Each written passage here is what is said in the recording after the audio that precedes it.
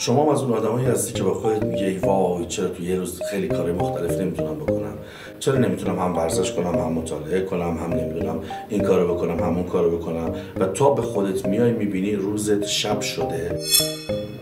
اگر یه مقدار کمالگرا باشی که این دیگه به شدت بهت آسیب میزنه و با خودت میگی خدایا چه وضعیه و هی اعصابت بیشتر و بیشتر و بیشتر خورد میشه.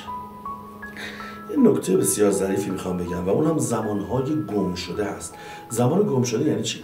یعنی اگه من بخوام برم برای مطالعه کتابخونه 1 ساعت مسیر رفت 1 ساعت مسیر برگشت، 2 ساعت هم اونجا، به جای 2 ساعت مطالعه 4 ساعت زمان بردم. یا اگر من حتی بخوام مطالعه کنم تا سرجم کنم، لوازممو بذارم، یه مقدار فکرمو متمرکز کنم، دوباره یه مدت زمانی اینجا اومده. مشکل خیلی از ما اینه که این زمانها رو محاسبه نمی کنیم.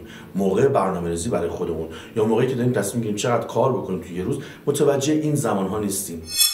هر کاری قبل و بعدش معمولاً مقداری زمان پرت داره. پس خودمون رو سرزنش نکنیم از اینکه نمیتونیم طبق برنامه‌ریزی‌های خیلی سنگین کار کنیم یا خیلی کارهای زیادی رو انجام بدیم. البته بعضیا این کارو میکنن.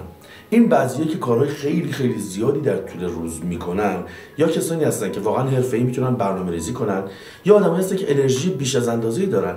خیلی از افرادی که حتی بیش فعالی دارن جز آدمایی هستن که توی یه روز میتونن 1000 تا کار مختلف رو بکنن. اما خیلی از آدم‌ها هم برای سویچ شدن از یک حالت تا حالت دیگه شون یه مقدار زمان لازمه.